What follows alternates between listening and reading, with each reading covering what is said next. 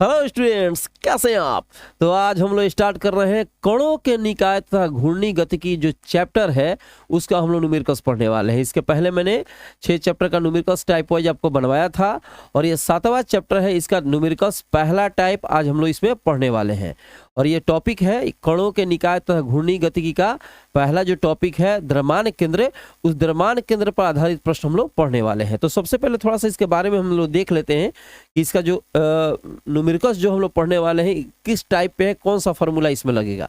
द्रव्यमान केंद्र के लिए फॉर्मूला हमने बताया हुआ था। द्रव्यमान केंद्र अगर एक्स और वाई है तो एक्स का फॉर्मूला लिखा था m1 x1 plus m2 x2 plus m3 x3 dot dot dot mn xn तक जाएगा। मतलब 3 कण होंगे तो 3 लेना है, 2 कण होंगे तो 2 लेना है, 5 कण होंगे तो 5 लेना है। रिकॉर्डिंग चल रही है मेरे भाई, रोज देखना पड़ता है, ठीक है। और यहाँ पे बटा में क्या होता है मेरे भाई, m1 प्लस m2 अब प्लस m3 और डॉट डॉट डॉट जाएगा mn तक। y की वैल्यू इसी तरह निकलेगी, m1 y1 plus m2 y2 plus m3 y3 dot dot dot mn y1 yn और ये हो जाएगा m1 plus m2 plus m3 और ये जाएगा mn तक, ठीक है। इस तरीके से हम लोग निकाल सकते हैं। x का एक्स वाई जो है द्रव्यमान केंद्र है, x और y जो है किसी पिंड का द्रव्यमान केंद्र है, तो उसके छोटे छोटे जो कण होते हैं उनके द्रव्यमान और उनकी दूरियां अक्षों से उसका गुणनफल का योग और द्रव्यमान के जोड़ से हम भाग देते हैं तो उनका द्रव्यमान केंद्र निकलता है। इसके बारे में खूब बढ़िया से हम समझा चुके थे क्लास में, ठीक है। हो सकता है कि अभी दिक्कत हो रहा हो, लेकिन थोड़ा सा बता दें और हल्का फुल्का की कंसेप्ट क्लियर हो जाए। देखिए जैसे मान लीजिए कोई यहाँ अक्ष है, यहाँ पे कोई पिंड है, ठीक है। तो पिंड का हमको द्रव्यमान केंद्र निकालना है, यहाँ से इसकी दूरी, ठीक है। तो इसका द्रव्यमान केंद्र मान लीजिए एक्स कमा वाई, भुज एक भुज होता है, कोटि होता है। एक्स को भुज मान लिया, वाई को कोटि मान लिया। और ये पिंड जो है अलग अलग कणों से मिलकर बना हुआ है, भिन्न भिन्न कणों से मिलकर बना हुआ है। पहला कण का द्रव्यमान अलग होगा, दूसरा कण का द्रव्यमान अलग होगा, तीसरा कण का द्रव्यमान होगा, इसी तरह इन कणों का द्रव्यमान अलग अलग होगा और अक्षों से उनकी दूरियां भी अलग अलग होंगी। देखो अलग अलग है कि नहीं, सब इसका यहाँ तक है, इसका लेंगे तो यहाँ तक चलाएगा। इसका मतलब सभी कणों की दूरियां अलग अलग इसमें हो रही हैं। तो सभी कणों के द्रव्यमान और अक्षों से उनकी दूरियां का गुणनफल का योग और टोटल द्रव्यमान से जब हम उसको भाग देंगे तो उसका द्रव्यमान केंद्र निकलेगा। एक्स अक्ष के लिए ये लगेगा, वाई अक्ष की बात होगी तो ये लगेगा। ये फॉर्मूला थोड़ा सा दिमाग में आपको रखना है, ठीक है। चलिए इस पर पहला क्वेश्चन हम बनाते हैं और कॉन्सेप्ट क्लियर होगा। पहला क्वेश्चन बनाइएगा तब। एक समबाहु त्रिभुज के शीर्षों पर रखे 3 कणों का द्रव्यमान केंद्र ज्ञात कीजिए। पहला क्वेश्चन है, देखो ध्यान दो। एक समबाहु त्रिभुज, तो पहले तो समबाहु त्रिभुज बनाना पड़ेगा मेरे भाई। समबाहु त्रिभुज ढींका चिका, समबाहु त्रिभुज ढींका चिका। देखो यहाँ बनाते रहे, एक समबाहु त्रिभुज यहाँ पे हमने इस तरह से बना दिया, इसको यहाँ पे टांग के रख दीजिए, ठीक है। समबाहु त्रिभुज है और द्रव्यमान केंद्र के, इसी का द्रव्यमान केंद्र हमको क्या करना है, निकालना है। इसका द्रव्यमान केंद्र निकालना है, मतलब इसको केंद्र की ये केंद्र का वैल्यू या इसका फाइंड करना है, निकालना है। कुछ नामकरण कर सकते हैं चाहे तो, यहाँ पे ए लिख दीजिए, यहाँ बी लिख दीजिए, यहाँ सी लिख दीजिए। नामकरण हमने कर दिया ए बी सी। कणों के द्रव्यमान क्रमशः 100 ग्राम। देखो अब कह रहा है कि त्रिभुज के शीर्षों पर रखे गए 3 कण, इसके जो शीर्ष है, जो इसका कोना दिख रहा है कोनावा, इस कोनावा पर रखा गया है अलग अलग द्रव्यमान के कण। तो यहाँ पे 100 ग्राम है और दूसरा वाला है 150 ग्राम। फिर से इसको बता देंगे, कंसेप्ट क्लियर हो जाएगा। और तीसरा है 200 ग्राम। समझने का ध्यान से, पगलाने का नहीं, खूब बढ़िया समझने का। ये समबाहु त्रिभुज है, समबाहु त्रिभुज में सभी भुजाएं बराबर होती है, उसको हम लोग क्या बोलते हैं, समबाहु त्रिभुज बोलते हैं। ए पर कण, एक कण रखा हुआ है, बी पर दूसरा कण रखा गया है, सी पर तीसरा कण रखा गया है। ए का पर जो कण है उसका द्रव्यमान है 100 ग्राम, बी पर जो कण है उसका द्रव्यमान है 150 ग्राम और सी पर जो कण है उसका द्रव्यमान है 200 ग्राम, ठीक है। अब ये पूछ रिया है, बोल रिया है कि त्रिभुज की प्रत्येक भुजा की लंबाई 0.5 मीटर है। इसकी लंबाई भी 0.5 मीटर है, इसकी लंबाई भी 0.5 मीटर है और इसकी लंबाई भी 0.5 मीटर है। सब 0.5 है, ये भी 0.5, ये भी 0.5, ये भी 0.5, सब 0.5 मीटर है। अब ये बोल रहा है कि इसका द्रव्यमान केंद्र निकालिए। तो द्रव्यमान केंद्र निकालने के लिए 2 फॉर्मूला हमने बताया है कि 2 फॉर्मूला का यूज होता है। कौन कौन सा फॉर्मूला था, थोड़ा सा लिख के फिर से बता दूं, याद पड़ेगा। मान लो कि यहाँ पे इसका नियामक मान लो एक्स का वाई, एक भुज हो गया, एक कोटि। अब इसी एक्स और इस वाई की वैल्यू हमको निकालनी है। फॉर्मूला क्या था, एक्स इक्वल टू था m1 x1 3 कण है यहाँ पे, तो हम लोग 3 कण तक जाएंगे, ठीक है। m1 x1 m2 x2 m3 x3, 2 कण होते तो 2 तक जाते हैं, 2 लेते, ये 3 कण तो 3, 4 होता तो 4, बटा में हो जाएगा m1 plus m2 plus m3। ये x अक्ष के लिए है। y अक्ष की बात होगी तो क्या हो जाएगा मेरे भाई, y इक्वल टू हो जाएगा m1 y1 m2 y2 m3 y3 और बटा में हो जाएगा m1 प्लस m2 और प्लस हो जाएगा m3। ये वैल्यू हमको निकालना है। तो हमको अगर m1 x1 हो, m2 x2 है, m3 x3 तो गुना करके जोड़ देना है। तो m1 क्या है, पहला द्रव्यमान है, m2 क्या है, दूसरा द्रव्यमान है, m3 क्या है, तीसरा द्रव्यमान है। x1 जो इसकी दूरी है, अक्ष से पहले अक्ष बना देते हैं ताकि और आपको समझ में आएगा, नहीं तो किडनी में कंपन हो जाएगा मेरे भाई, ठीक है। इस पर अक्ष बना दीजिए, अभी अक्ष बनाएंगे, वाइट ले लेते हैं, ठीक है। देखो यहाँ से एक अक्ष खींच दीजिए, इसे, ये एक अक्ष है, यहाँ से एक अक्ष खींच दिया और यहाँ से दूसरा अक्ष ऐसे खींच दीजिए, ये वाई अक्ष है, ठीक है। ये हो गया एक अक्ष, ये हो गया वाई अक्ष। सबसे पहले समझ लीजिए कि दूरियां सबकी बराबर हैं। अब x1 x2 ये क्या होता है, ठीक है, मतलब इस दूरी को सूचित करता है, कोई तो सूचित करता है दूरी को। यहाँ थोड़ा सा ध्यान से देखिए, ये यहाँ पे होगा x1 y1, यहाँ पे होगा x2 y2, यहाँ पे होगा x3 y3। इसका नियामक क्या होता है, मूल बिंदु है तो 0 0, ये सबको पता है। जब मूल बिंदु होता है 0 0 में x की वैल्यू भी 0 है, y की वैल्यू भी 0 है, तो x1 निकल गया, y1 भी निकल गया। बी बिंदु पर होगा x2 y2, तो x2 माने क्या, यहां से इसकी दूरी, और बी बिंदु पर y अक्ष पर कितना गया है ये देखेंगे। इस बिंदु की बात हो रही है, देखो हई बिंदु का बात हो रहा है। तो जब हई बिंदु का बात हो रहा है, अगर यहां से यहां पे होता तो y अक्ष में कुछ लेते, 1 लेते, 2 लेते, 3 लेते, 4 लेते, y अक्ष में जाता। लेकिन अगर इसी बिंदु की बात हो रही है तो x अक्ष पे दिख रहा है हमको कि यहां से यहां तक है, लेकिन y अक्ष पे ना ऊपर है ना नीचे है, माने यहाँ y अक्ष की वैल्यू 0 है। x अक्ष के किसी बिंदु पर आप बिंदु लीजिएगा तो वो x अक्ष की वैल्यू को बताएगा, y अक्ष की वैल्यू 0 होगी। तो यहां से यहां तक कितना है मेरे भाई, यहां से यहां तक b बिंदु की स्थिति क्या है। अगर आपसे पूछा जाए कि b बिंदु की स्थिति क्या है ग्राफ में, तो यहां से यहां तक, तो यहां से यहां तक कितना, 0.05। और फिर y अक्ष पे कितना, तो y अक्ष पे तो ना ऊपर है ना नीचे है, तो यहीं पे है तो 0। फिर से देख लो, यहाँ का 0 0, बी बिंदु का लेंगे तो यहाँ से यहाँ तक 0.5 जो उसकी दूरी है, और y अक्ष पे इसकी वैल्यू हो गई 0। अब सी बिंदु की बात करते हैं, तो सी बिंदु अगर यहाँ पे है तो इसकी स्थिति कैसे पता चलेगा। तो कैसे, किसी बिंदु की स्थिति मापना हो तो कैसे मापते हैं, ग्राफ में पढ़ा है ना 10th क्लास में। देखो मान लो हम कहेंगे कि हई बिंदु हो गया, इसका स्थिति बताइए, तो कैसे बताएंगे, पहले x अक्ष पे चलेंगे, फिर y अक्ष पे चलेंगे। x अक्ष पे कितना चला, y अक्ष पे कितना चला, तो अब कहेंगे इस बिंदु की स्थिति ये हो गई, ठीक है। और यहाँ पे बिंदु कर दे, तब x अक्ष पे कितना चला, y अक्ष पे कितना चला, ये देखेंगे, ठीक है। जैसे मान लो यहाँ 1 2 3, 1 2 3, हम यहाँ पे कोई बिंदु ले लेते हैं, कहेंगे बिंदु का वैल्यू बताइए, तो देखो 1 और 1 2, ये होगा 1,2, हो जाएगा कि नहीं हो जाएगा। अगर यहाँ पे कोई बिंदु ले लें, यहाँ पे, यहाँ देखो 1 2 2.5 और फिर 1, तो यहाँ हो जाएगा 2.5। एक पहले x अक्ष लिखा जाता है, फिर y अक्ष लिखा जाता है, याद रखना, पहले x अक्ष फिर y अक्ष, ठीक है। अब उसी तरह से हमको है कि इसकी हमको स्थिति ज्ञात करनी है। तो इसकी स्थिति ज्ञात करनी है तो सबसे पहले क्या करो, यहाँ से एक अभिलंब खींच देते हैं, ठीक है।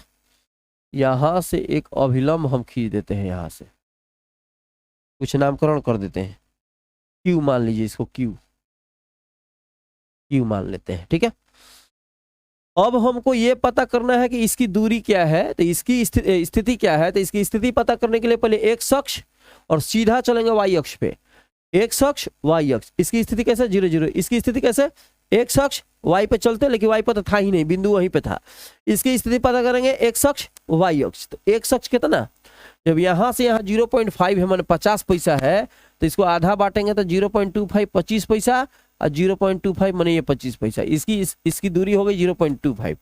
तो हमको तो x अक्ष का वैल्यू निकला, यहाँ पहुँचने के लिए ऐसे गया जो x अक्ष हुआ, फिर ऐसे जाएगा जो कि y अक्ष होगा। तो y अक्ष की वैल्यू निकालने के लिए हमको लंब निकालना पड़ेगा। देखो ये वैल्यू हमको, अब त्रिभुज देखो AQC दिख रहा है जी, AQC, तो AQC में हमको ये लंब दिखाई दे रहा है। कर्ण की वैल्यू पता है आपको 0.5 और आधार की वैल्यू पता है 0.25, तो हमको निकाल देना है लंब की वैल्यू। तो चलो यहाँ पे निकालते हैं, ठीक है। यहाँ से त्रिभुज देखो तो त्रिभुज AQC में कर्ण बराबर क्या होता है मेरे भाई, रूट अंडर लंब का स्क्वायर प्लस आधार का। चलो डायरेक्ट लंब निकालना है तो लंब लिख दो।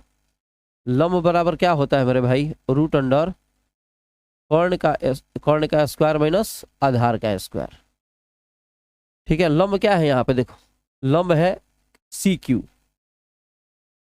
कर्ण क्या है मेरे भाई, अरे दिख रहा है तुमको पगलेटवा, कर्ण क्या है AC है तो लिखेंगे AC का स्क्वायर। आधार क्या है AQ तो लिखेंगे AQ का स्क्वायर, ठीक है। AC का वैल्यू पुट करो, AC की वैल्यू कितनी है मेरे भाई, AC 0.5 का स्क्वायर, AQ का वैल्यू कितना है 0.25 होल का स्क्वायर। चलो इसको हल करो, ये हो जाएगा 50 25, अब बटा में हो जाएगा 100। कैसे, ये दशमलव हटाएगा ना तो बटा में 10 आएगा।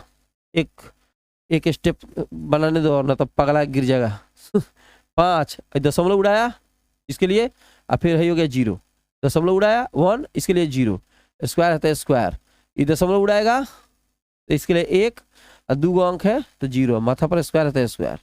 थोड़ा सा एक स्टेप काटे थे कि तुम लोग तेज आदमी है, कौन ठीक है, गड़बड़ी हो जाएगा फिर तो काम गड़बड़ा जाएगा।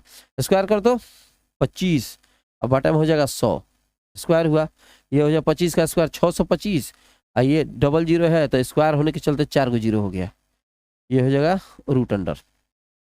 यहाँ से 25/100 कॉमन ले लीजिए, तो 25/100 हम कॉमन ले लिए, क्या बचेगा मेरे भाई, यहाँ 1 बचेगा, रूट के अंदर ही रहेगा, अभी रूट के अंदर रहेगा, ठीक है। ये हो गया, चलो इधर लिखते हैं, ठीक है। अब ये हो जाएगा रूट अंडर 25/100 कॉमन ले लो मेरे भाई, अरे समझ लिया मेरे भाई, अरे बोकबा 25/100 क्या किया, कॉमन ले लिया, तो यहाँ क्या बचेगा 1, और यहाँ बचेगा 25/25 निकाल लिया, 100 निकाल लिया, तो यहाँ बचेगा 1 और यहाँ बच गया 25, अब बटा में हो गया 100, फिर गुना करेगा तो उतने होगा, रूट है तो रूट दे देंगे हम। 25 का रूट से बाहर निकालो तो 5 हो जाएगा, 100 को रूट निकालेगा तो 10 हो जाएगा। इसका LCM लो, लघुत्तम 100 ये रूट में है, ये निकल गया बाहर तो 25 5/10 आ गया।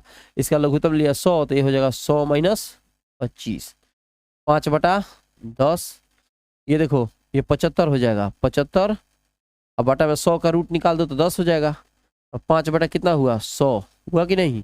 इसको लिख सकते हैं 25 गुना 3, ध्यान से देखो, ये 100 हो गया, 100 कम 100 माइनस 25, 100 में से 25 गया 75, और 100 का वर्गमूल हो गया 10, 5 बटा ये 10 से 10 में गुना हुआ तो 100, 75 को लिख सकते हैं 25 दिया 75, 25 का वर्गमूल हो जाएगा 5, इसका हो जाएगा 5, तो 50 25, तो 25 बटा हो जाएगा 100 और √3 अंदर रह जाएगा, इसको भाग देगा 0.25 √3।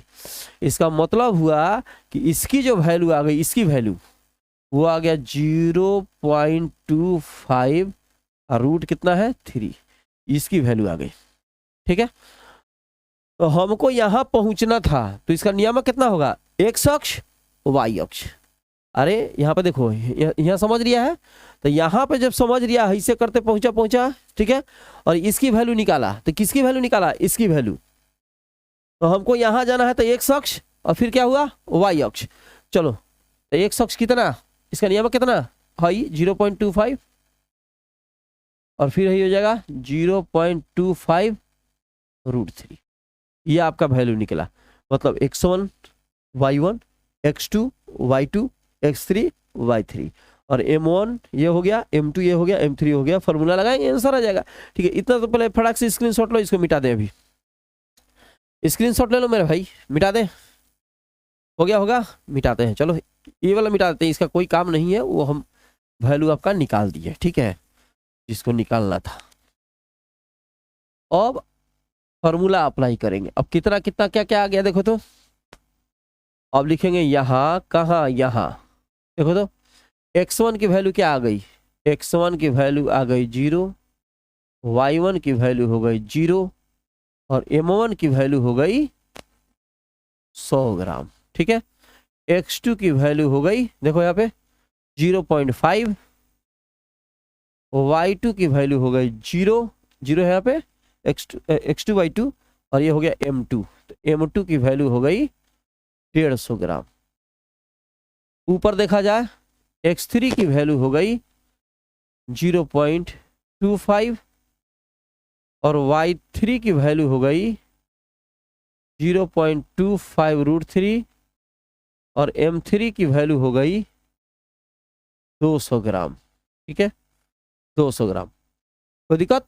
अब एक x की और y की वैल्यू निकाल देंगे। x हम निकाल देते हैं, y तुम निकाल लेना। x एगो इसमें हम वैल्यू हम रख देते हैं और y तुम निकाल के लाना। ठीक है, अगर ऑनलाइन में पढ़ रहे हैं तो y के वैल्यू निकाल लीजिएगा सूत्र से। सूत्र निकालेंगे मेरे भाई सूत्र से।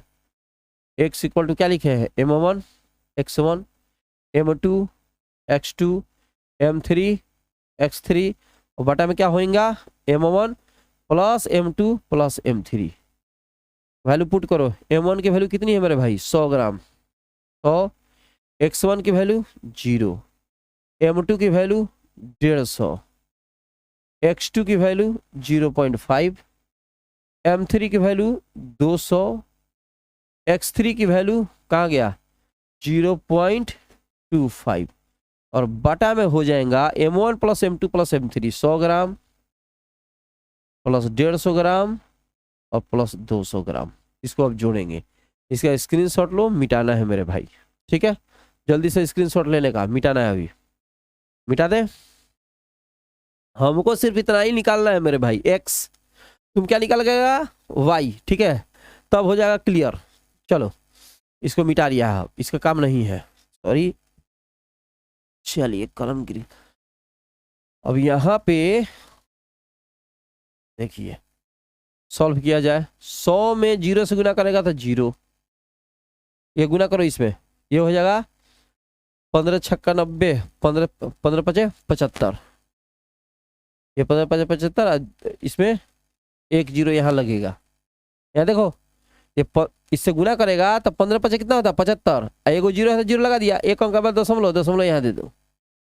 ठीक है, प्लस गुना करो 25 से 2 में गुना करो तो 25 दूना 50 हुआ, और 2 गो 0 है तो 2 गो 0 बैठाओ, लेकिन 2 अंक के बाद दशमलव है तो यहाँ दशमलव पड़ेगा। ठीक है, बटा में क्या होएगा, बटा में क्या होएगा मेरे भाई, बटा में हो जाएगा 100, ये 300 400 450।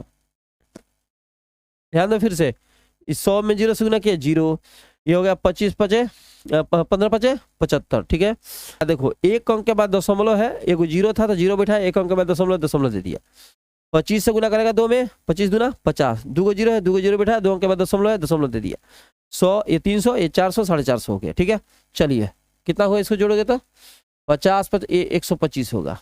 75 में 50 जोड़ेगा तो कितना आएगा 125, बटा में हो गया 450। आप क्या कर सकते हैं, अब इसको कटा फटा सकते हैं। 25 से कटा दो, कट जाएगा 25 5 और ये हो जाएगा 25 से कम 25, 25 सब 8 200, 5/18। ये पहला वाला आ गया 5/18। ठीक है, अब क्या करिएगा, दूसरा वाला निकाल दीजिएगा, उसकी वो वैल्यू हो जाएगी। समझे मेरे भाई, पहला वाला आ गया 5/18, दूसरा वाला तुम निकाल के लाएगा। ठीक है, चलते हैं नेक्स्ट क्वेश्चन में। ठीक है, देखिए सेकंड नंबर क्वेश्चन देख लिया जाए। एक एनसीईआरटी के सारे प्रश्न हैं, उसी टाइप के हैं जो टाइप हम लोग पढ़ रहे हैं, उसी टाइप पर आधारित क्वेश्चन है, खूब बढ़िया समझ में आएगा। एक दिए गए एल आकृति के फलक एक पतली चमटी प्लेट का द्रव्यमान केंद्र ज्ञात कीजिए। ठीक है, अब दिया गया एल आकृति का जो फलक है यहाँ पे जो आपको दिखाई दे रहा है, ठीक है, इसका द्रव्यमान केंद्र निकालना है। ठीक है, जिसका विभिन्न भुजाओं को चित्र में दर्शाया गया है। फलक का द्रव्यमान 3 kg है। टोटल फलक जो दिखाई दे रहा है एक अक्ष है, पाई अक्ष है, पूरा बना हुआ है।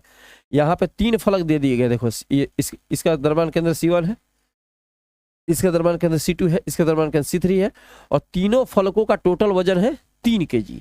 सारे के सारे फलक जब एक दूसरे के बराबर है तो इसका 1 kg होगा, इसका 1 kg होगा, इसका 1 kg होगा। फिर से समझिए, 3 फलक दिए गए हैं, C1 वाला, C2 वाला, C3 वाला, तीनों फलक बराबर है और तीनों फलकों का टोटल वजन दिया है 3 kg। इसका मतलब इसका 1 kg, इसका 1 kg, इसका 1 kg। ठीक है, तो हमको इसकी वैल्यू टोटल का द्रव्यमान के अंदर निकालना है। तो कैसे निकालेंगे, पहले इसका नियामक, तो इसका नियामक कैसे निकलेगा, हम यहाँ से C1, देखो C1 के पास जाना है तो यहाँ से कट के ऐसे जाना होगा, तो ये दूरी और ये दूरी इसका नियामक होगा। C2 का नियामक कैसे निकलेगा, ये दूरी और फिर वाई अक्ष पे ये दूरी, ये C2 का नियामक हो गया। C3 का नियामक ये दूरी और ये दूरी, तो पहले x अक्ष y अक्ष, x अक्ष y अक्ष, ठीक है। तो C1 का नियामक देख लो, देखो ये 1 मीटर का है और ये 2 मीटर है। जब है 1 मीटर तो है 1 मीटर, तो है सब बराबर है। ध्यान से देखिए, मैथमेटिक्स का ज्यादा प्रयोग है। 1 मीटर है 1 मीटर है 1 मीटर, टोटल 1 मीटर हो गया, ठीक है। यहाँ से यहाँ तक 2 मीटर है, यहाँ से यहाँ तक कितना मीटर है, 2 मीटर, तो ये भी 1 मीटर होगा तुम्हारा। फ्लैग से लिखने दो, उसमें दिखबे नहीं करेगा तुम लोग। यहाँ हो जाएगा 1 मीटर और ये भी हो जाएगा 1 मीटर, क्योंकि ये 2 मीटर ऊपर से देखो 2 मीटर दिखाई दे रहा है। जब है 1 मीटर हुआ तो है 1 मीटर होगा, और सब बराबर तो सब भुजा 1-1 मीटर हो ही जाएगा, ठीक है। मैंने सारी भुजा एक दूसरे के बराबर है तो सब 1 मीटर होगा, 1 मीटर 1 मीटर 1 मीटर, और सबका द्रव्यमान बराबर है और टोटल का वजन 3 kg है, तो 1 kg 1 kg 1 kg, तो M1 1 kg, M2 1 kg, M3 1 kg, 3 को तो द्रव्यमान मिल गया भाई, M1 M2 M3। बस अब क्या निकालना है हम लोग को, अब निकालना है नियामक। नियामक निकाल देंगे, काम खत्म हो जाएगा। तो C1 का नियामक देखो, यहाँ देखो, तो यहाँ से ऐसे चलेंगे, यहाँ से पहले ऐसे और फिर चलेगा ऐसे जाएगा ना जी, ऐसे तो हतना 1 मीटर है तो हतना होगा आधा मीटर, माने 1/2, ठीक है। और यहाँ से यहाँ तक 1 मीटर है तो इसका आधा दिख रहा है, देखो यहाँ पे 1 मीटर है ना, 1 मीटर, और इसका अवधिया है तो हो जाएगा ये आधा, आधा हो जाएगा। यहाँ से यहाँ तक 1 मीटर है तो हो जाएगा आधा। तो C1 की जो वैल्यू हो गई, C1 का जो नियामक हो गया मेरे भाई, C1 का जो नियामक हो गया वो हो जाएगा हाफ और हाफ, ये हो जाएगा।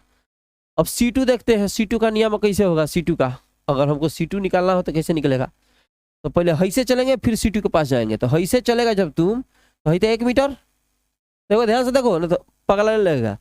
यहाँ से यहाँ जाएगा तो 1 मीटर, 1 मीटर है तो ही होगा आधा, 1 आधा, तो हो जाएगा 1.5। तो 1.5 को कैसे लिखते हैं, 3/2, तो हो जाएगा 3/2।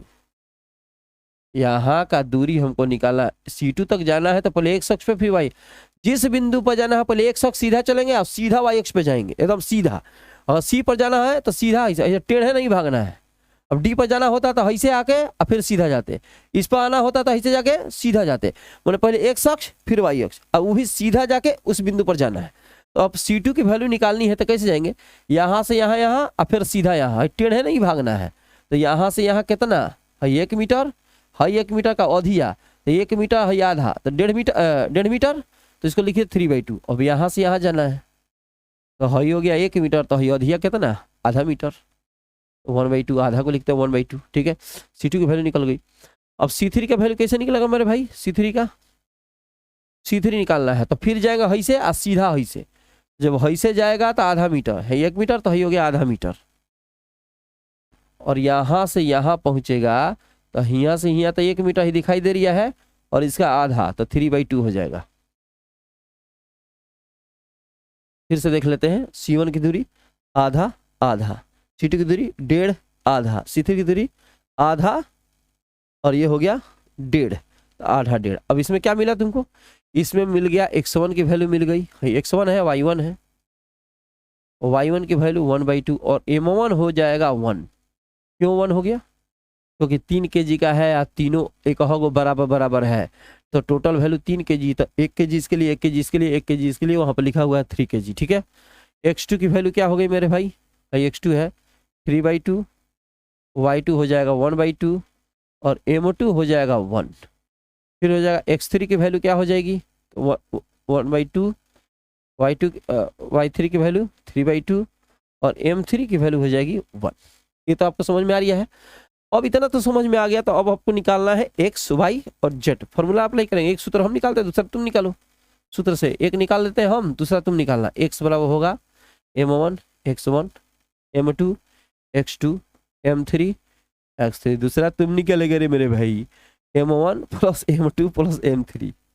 सब खाली छब्बे करेगा कि बनैबो करेगा घरे। M1 की वैल्यू लिखो, कितना होगा M1 की वैल्यू, कहाँ गया 1, x1 की वैल्यू 1/2, M2 की वैल्यू कहाँ गया 1, x2 की वैल्यू 3/2, m3 की वैल्यू 1/2 और x3 की वैल्यू क्या हो जाएगी मेरे भाई, कहाँ गया, अरे गलती से मिस कॉल हो गया। m3 की वैल्यू हो जाएगी 1 और x3 की वैल्यू होगी 1/2। एक बार फिर से मिला लेंगे, कभी कभी मेचा हो जाता है। m1 m2 m3 1 + 1 + 1 m1 m1 x1, ठीक है, m2 x2 m3 x3, सही है। चलो जोड़ घटाव किया जाए, ये कितना बचा देखो तो, ये तो 1/2 3/2 1/2 बने आधा, 1/2 बने ये आधा, और फिर आधा कितना हुआ 1, और ये हो गया 1.5। एलसीएम लेकर भी निकाल सकते हैं, कोई दिक्कत नहीं है, ज़्यादा मैथ खतरनाक है तो एलसीएम ले लो, 1 हो जाएगा, ठीक है। 1/2 सबका एलसीएम हो गया 2, ठीक है, हाई हो गया 1 +3 +1, ठीक है, कितना आया, ये कितना हो जाएगा 5/2, यहाँ पे हो गया 5/2 अब बटा हो गया 3/1, पलटेगा तो हो जाएगा 5/6। ये आपका आ गया x की वैल्यू। अब तुम y निकाल लेना, अब उतना काम नहीं करेगा तो कैसे होगा, y = हो जाएगा m1y1 + m2y2 + m3y3, ये हो जाएगा m1 + m2 + m3, इस तरह से करके इसकी वैल्यू निकाल लीजिएगा। चलते हैं नेक्स्ट क्वेश्चन में, ये उतार लेना, स्क्रीनशॉट लेना। नेक्स्ट क्वेश्चन देखते हैं, तो ये क्वेश्चन है, ये भी एनसीईआरटी के क्वेश्चन है। HCl परमाणु में 2 परमाणुओं के नाभिक के बीच पृथक्करण लगभग, क्वेश्चन दिया गया है, आपको दिखाई दे रहा होगा। HCl अणु में 2 परमाणुओं के नाभिक के बीच पृथक्करण लगभग 1.27 एंगस्ट्रॉम है। इस अणु के द्रव्यमान केंद्र की लगभग अवस्थिति ज्ञात कीजिए। यह ज्ञात है कि क्लोरीन का परमाणु हाइड्रोजन के परमाणु की तुलना में 35.5 गुना भारी है तथा किसी परमाणु का समस्त द्रव्यमान उसके नाभिक पर केंद्रित है। थोड़ा ध्यान से देखने का, ठीक है। सबसे पहले यहाँ पे हम एक लकीर खींच देते हैं। ये लकीर किस लिए खींचा जा रहा है मेरे भाई, ये लकीर खींचा जा रहा है कि पता चले कि यहाँ पे H है और यहाँ पे क्या है Cl है। HCl 2 परमाणुओं के मिलने से एक अणु का निर्माण होता है।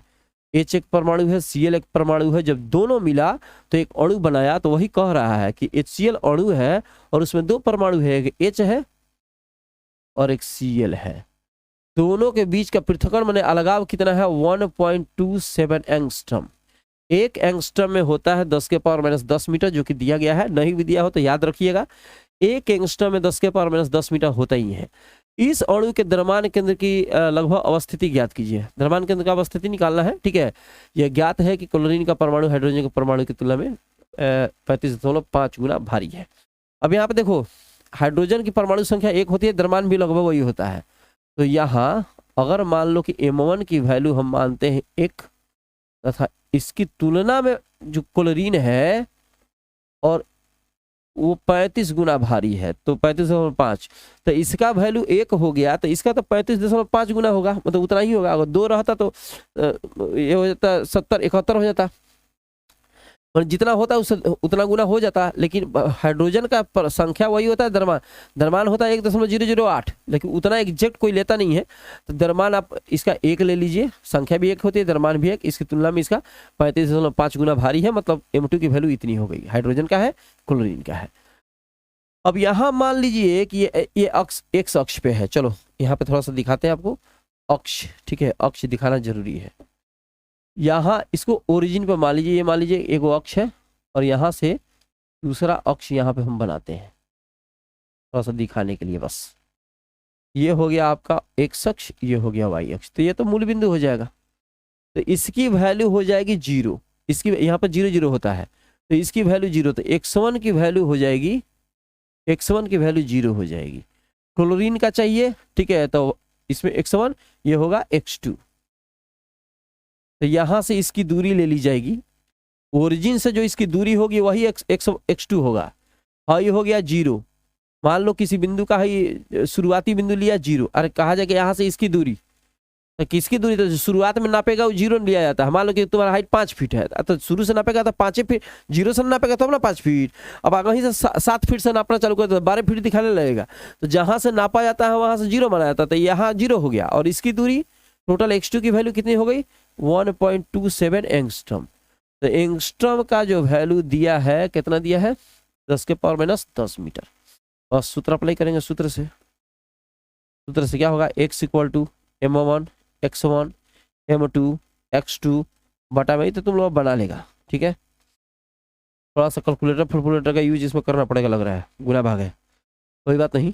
m1 की वैल्यू बोलो 1 और x1 की वैल्यू 0, m2 की वैल्यू 35.5 गुना x2 की वैल्यू 1.27 10 के पावर -10 और बटा में कितना हो गया, m1 की वैल्यू 1 और m2 की वैल्यू हो गया 35.5। खाली उसका वैल्यू रखे हैं, कुछ ज़्यादा कुछ इसमें तिगड़मबाजी नहीं किए हैं, ठीक है, सिर्फ वैल्यू रखा गया है। ये तो 0 हो गया, ये 0 हो जाएगा। कितना बचा, चलो कैलकुलेटर निकाल ही लेते हैं। विदाउट कैलकुलेटर खतरनाक स्थिति, ठीक है, विदाउट कैलकुलेटर खतरनाक स्थिति। कितना आया है 35.5 इसमें गुना कर दिया 1.27 इक्वल टू कितना आएगा 45। इससे इसमें गुना, ये तो 0 हो गया, इससे इसमें गुना किया 45.085 गुना 10 के पावर -10 और बाटा में 35.5 में 1 को जोड़ेगा तो 36.5 आएगा। कितना आएगा 36.5। इससे अब इसमें भाग दे दो, तो भाग दे दो 36.5 से, इक्वल टू हो गया कितना 1.23 गुना 10 के पावर -10। आपका इतना वैल्यू आ गया, ये आपका आंसर हो गया। स्क्रीनशॉट ले लो, ठीक है। बहुत बड़ा ये क्वेश्चन नहीं था, और थोड़ा सा वहीं गुना भाग ज्यादा करना था। अब इस तरह से गुना करते तो वैल्यू आता, लेकिन समय लगता है। स्क्रीनशॉट हो गया मेरे भाई। चलिए तो इसको बना लीजिए, इसके बाद हम लोग नेक्स्ट मतलब टाइप में हम लोग एंट्री मारेंगे। तब तक जहाँ रहिए, स्वस्थ रहिए और बढ़िया से पढ़ाई करते रहिए।